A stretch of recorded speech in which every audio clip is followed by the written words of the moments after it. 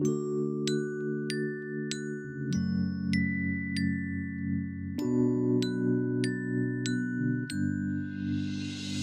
was going over to his house to just work on music in general, and he was like, oh, I also wrote this song and whatever, the lyrics are right here. And then he like went to the bathroom, and I was like, geez, this is so good. And he probably knows how good it is. He's just downplaying it. I was cleaning up Zack's space where he and his friends would all hang out, and found the lyrics and was reading through them to find out, is this an important piece of paper, and realized that was Zack's way of saying goodbye to us. That was pretty evident right away. And when he got home that afternoon, he pulled out his cell phone. When I asked him, did you write this? And he said, yeah, I recorded it too. And he took out his cell phone, and that was the first time I heard it. And I did a lot of crying that day. He just kind of looks at me and goes, so I wrote a song. And I was like, okay, sure, play it. And then it ended up being Clouds. And at the time, there's no way we could have ever imagined what that song really meant to us and what it could mean to so many other people. He came here to the studio to do his initial K95 for Kids interview. And I remember they walked out after interviewing him saying, that kid is like something very special. He hobbled in on his crutches, very shy, very quiet. And I was worried because I didn't think he would have a lot to say, and I was wrong. This studio used to be configured the other way, where I sat there, and this was the open space for the guests, and he sat right there and he played it, and my jaw dropped. I went to Dan and said, hey, what do you think of using this under his story? And Dan, who's got a heart like this, he totally agreed with it. It was incredibly powerful, but I also remember thinking, this is a really good song. I called Laura nearly immediately and said, hey, what do you think about getting studio musicians in a professional recording studio? She goes, I'd love that. We didn't know if it would be anything. We just thought, oh, it's this, kid's attempt at writing a song that would soon dominate the charts and be #1 around the world. But, at the time we thought, let's do him a favor and let him record this song so his family will always have it. Well, it turned into way more than that. I thought, how can somebody so young be able to articulate something like that? Like, he's going through so much, but he had it in him to write this song. Is like, it blows my mind today. We set up this recording opportunity because we wanted him to have that experience. There was no grand plan. And I thought, what a wonderful keepsake for his family and for his friends and for Amy. He walked into the studio.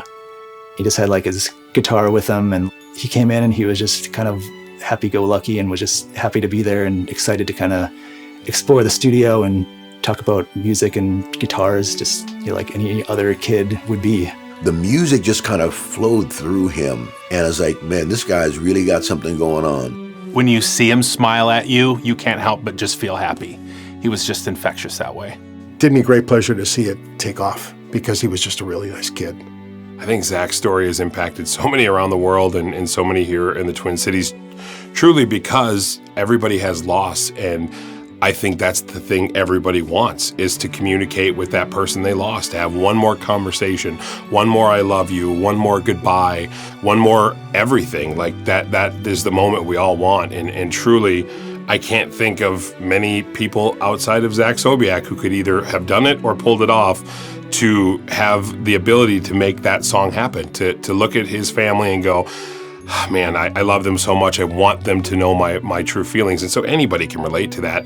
All the people that if they hadn't been there and they hadn't stepped into the story like they did, none of this would have happened. With bringing Clouds to life, KS95 was always so awesome to us and just to Zack, and we really formed this bond with them. We have a segment on our show, Smarter Than Stacy, where I take on a listener and we do trivia questions. Zack had come in and was taking his girlfriend around, was getting a tour of the station. The last question Zack was going to ask, and it was, will you go to prom with me? He was pretty honest with me and was like, I don't know if I'm going to make it to prom. And we had a lot of those tough conversations.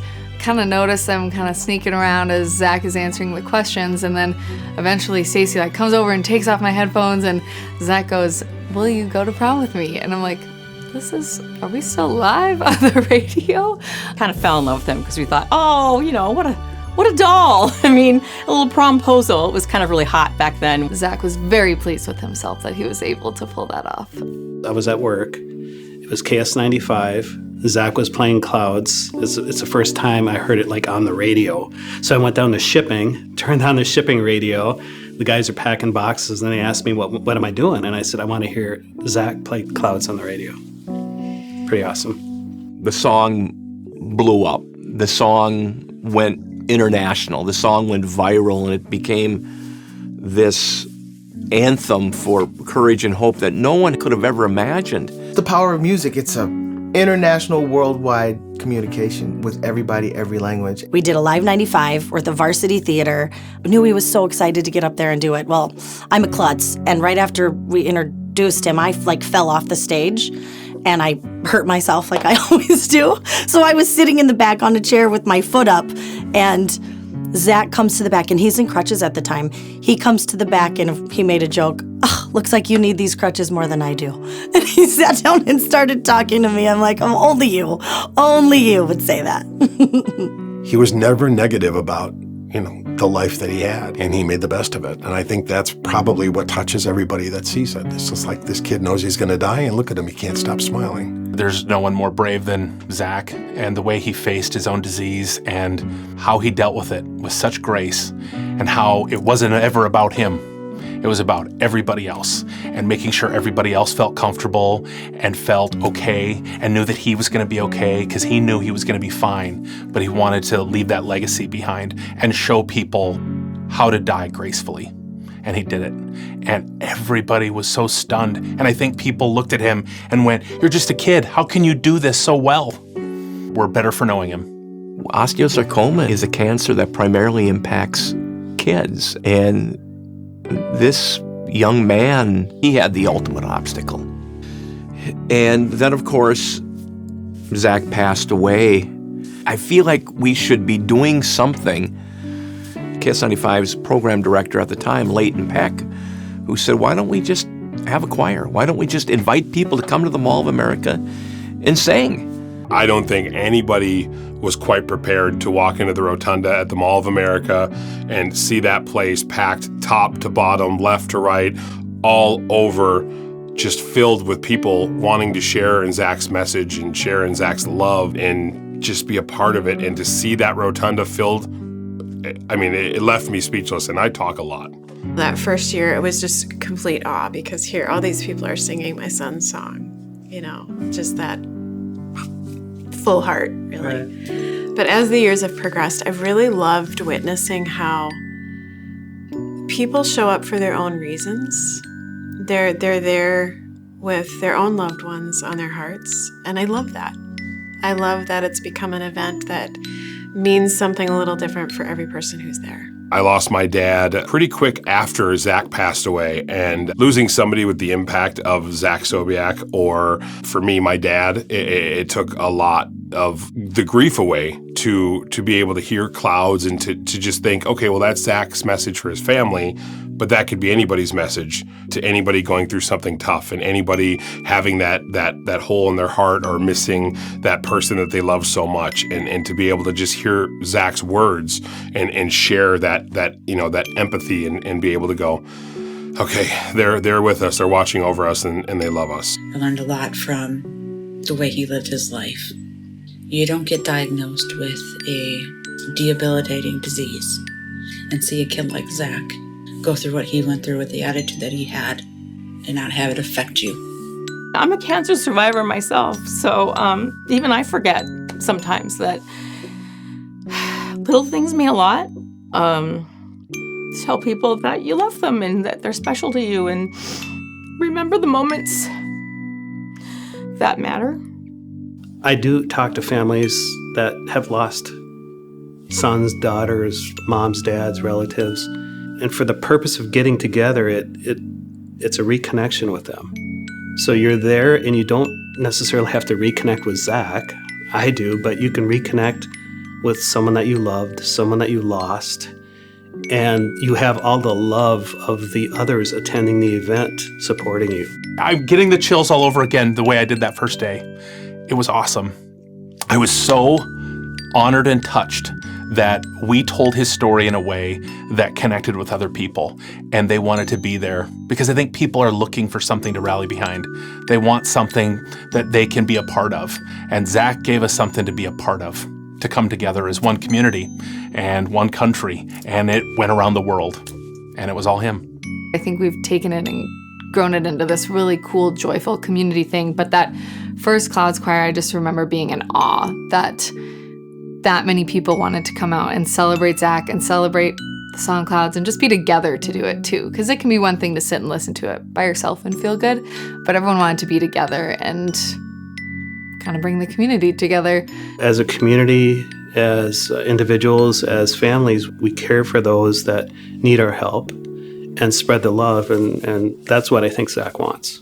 When he was alive, I knew how special our friendship was and how special he was, but he's been gone for almost 10 years and we're still coming together with, friends, family I haven't seen in a long time, but also strangers, but people who don't really even feel like strangers because we all celebrate him together in this way. It's just magical. What Zack did was pass a baton to everybody who listens to the song and feels what he was feeling.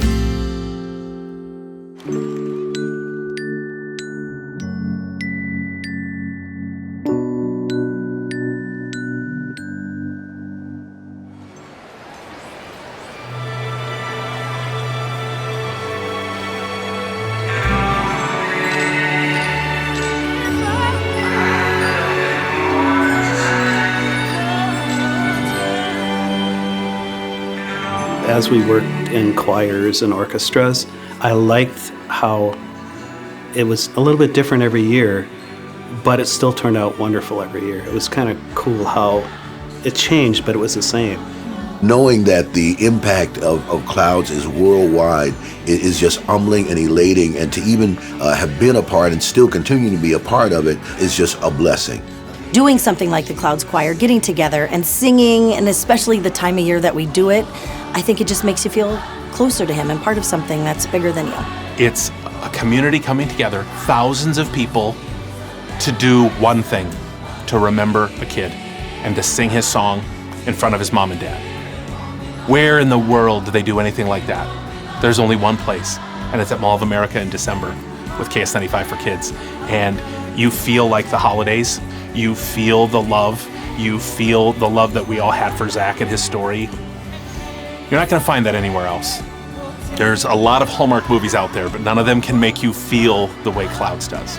Each year, it's been crazy to see how people still come out and still want to be part of it, and how it's kind of become this fun, joyful experience. Like, it's exactly what Zack would have wanted it to be. It's no longer mourning him, it's celebrating him and celebrating what he's done.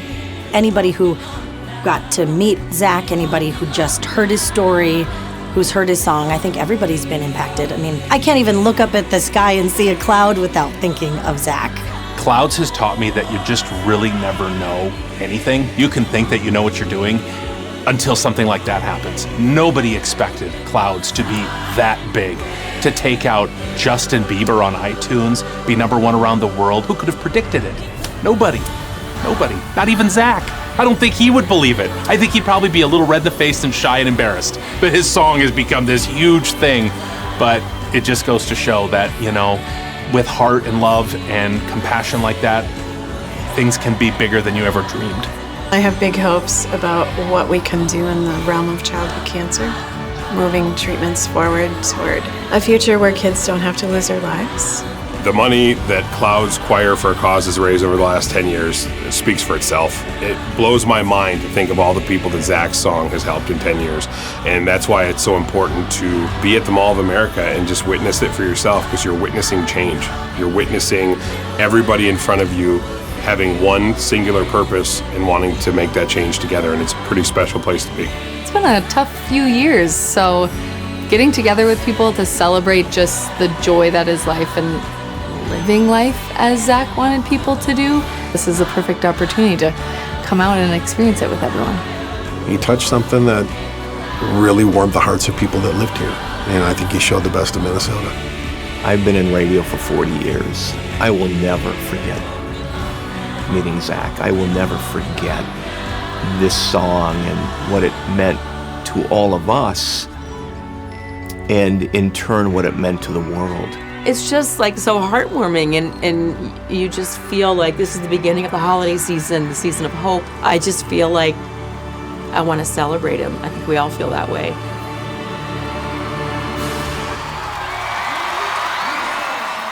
The song is timeless. It's a good cause. It's a positive thing that we can do. It's just been amazing to see that 10 years later we're still doing this. That's a day where we all come together. We give the total from KS95 for Kids.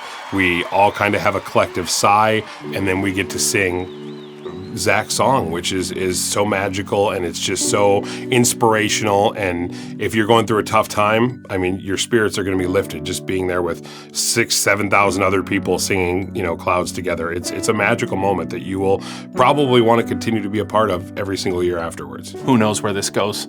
Only Zack knows. I'll just take his lead. I just think it would be cool to make this thing bigger and bigger, for Zack to know that we'll never forget him. This had become, I think, a family tradition. My goal is that this continues for another 10 years. I don't know why it shouldn't. At the University of Minnesota, the Children's Hospital there's a whole wall at the bottom of the elevators that have plaques from people who've given enough money to have a plaque on the wall. And I remember passing that thing, every time we were in the hospital and thinking, I'm so grateful for these people, but we'll never be able to do this. And now Zack has this huge sign, the Zack Sobiech Osteosarcoma Fund, on the wall at that hospital in the lobby that we were in all the time. And it's because of people like you. Yeah. It's not us, it's people like you.